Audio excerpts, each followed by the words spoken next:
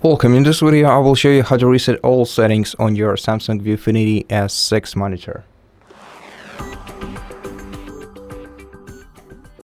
First of all, you have to reach for the joystick on the back side of your monitor. You have to press it once, then drag it upwards to highlight menu, and press the joystick once again. Navigate down to support section, then press the joystick once again. Scroll down to reset all. Press the joystick, navigate to yes, and click the joystick once again. Then wait until all the settings, image settings, are reset. And that's it. Thank you for watching this video. If it helped you, please consider subscribing to our channel, leave us a like and a comment below, and I'll see you in the next one.